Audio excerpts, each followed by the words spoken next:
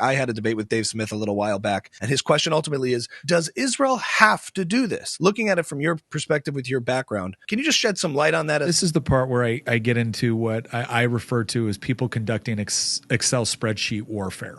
They take two military forces or two combatant forces, and they kind of like add up within the various columns the manpower and equipment and training and technology, and then they compare it to another one. And then when you look at those two columns, you're like, oh my gosh, this side is just like overwhelmingly more powerful than this side. Why is it requiring all this devastation in order to conduct operations? Hamas is very much aware that the IDF can kick the living hell out of them. If you put me on an Excel spreadsheet against a 14-year-old boy with an AK-47, there's no question who wins that fight. But now you put the 14-year-old boy firing through a second-story roof as I'm walking down the middle of the street. There's no secret cloaking device that I possess, and bullets still kill me.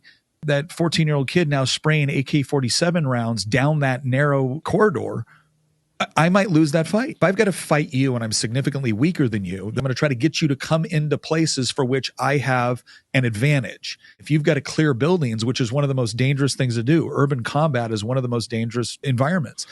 Well, then I can set up all sorts of scenarios where your training, your equipment, your night vision, all that stuff has now been mitigated to some degree because you've got to walk down the road. And if you're actually concerned about civilian casualties, oh gosh, I've got this whole other environment that I can now create where I've got a bunch of civilians, or I've got a bunch of fighters and civilians basically wearing the same sort of like clothing, civilian clothing. If they don't consider arming the 14-year-old or the 12-year-old or the 8-year-old, or if they don't consider hiding behind them to be immoral or wrong, and here's the key part. This is something that I've brought up before that I've never personally seen Dave address.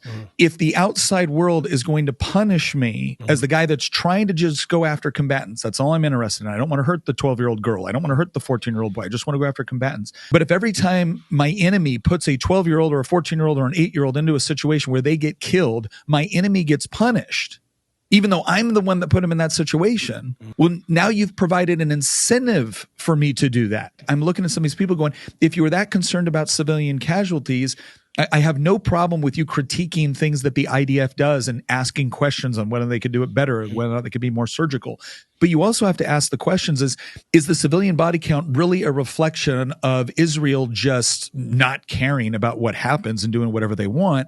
Or is it a reflection of Hamas using very, very specific tactics in order to gain a particular advantage?